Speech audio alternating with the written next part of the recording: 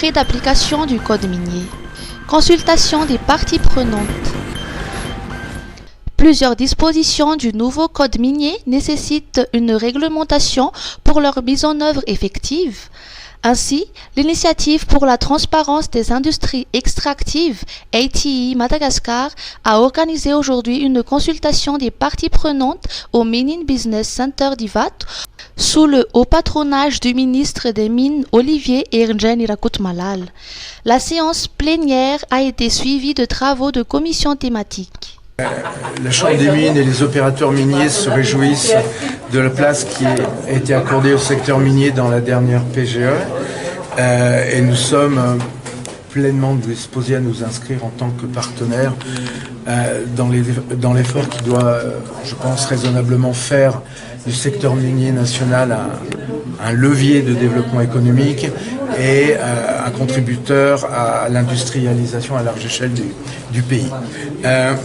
Il reste cependant, dans le contexte actuel, essentiel, important, d'envoyer un message fort et clair à l'ensemble de la communauté minière, aussi bien les opérateurs nationaux qu'au niveau des IDE, aussi bien il est important que cette communauté aujourd'hui soit rassurée, qu'elle sente qu'on aille dans le sens de la restauration de la réputation et de Madagascar en tant destination d'investissement dans le secteur minier.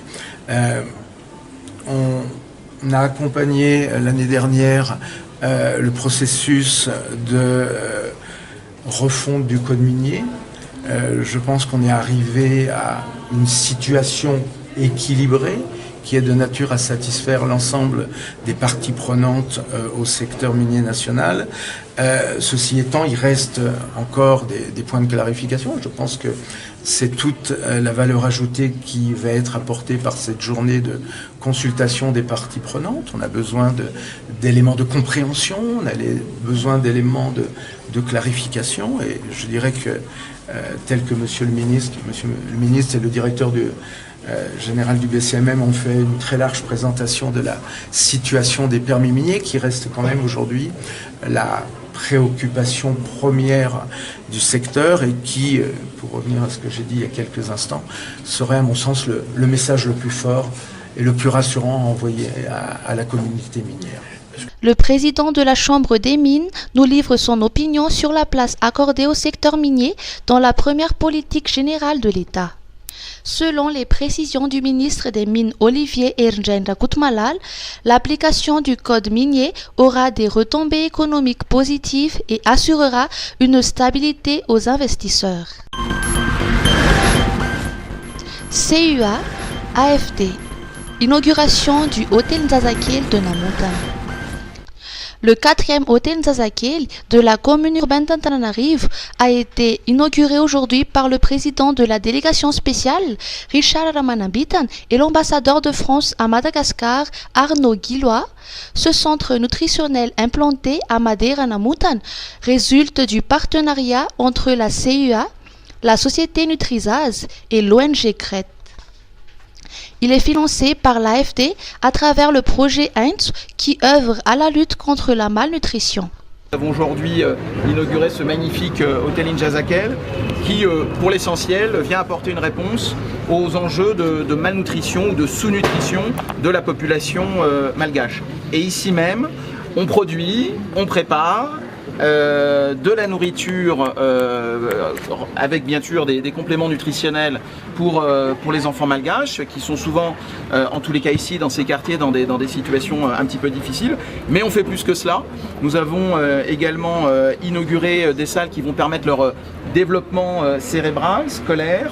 On a aussi inauguré une salle qui va permettre de répondre à leurs enjeux de santé. Donc je crois qu'une fois de plus, on voit que lorsqu'on a un projet qui a de l'impact sur les populations, quand on a un projet qui associe l'ensemble des acteurs, les pouvoirs publics que représente monsieur le PDS, le ministère de la Santé et bien d'autres, des ONG malgaches et françaises qui ont la compétence, qui ont l'engagement, des entreprises aussi qui sont en accompagnement de ce projet, eh bien, la France, à travers l'Agence française de développement, s'honore d'être aux côtés de la population malgache pour apporter sa contribution au développement et surtout une réponse très concrète aux défis des populations les plus vulnérables. Et elle continuera de le faire. Ce programme de prévention de l'insécurité alimentaire prendra aussi en charge le suivi des nouveau-nés jusqu'à leur 2e année, des femmes enceintes et des mères allaitantes. La distribution de Kubaen se fera également pour pallier le manque de nutriments dans l'alimentation des plus jeunes. Sécurité routière.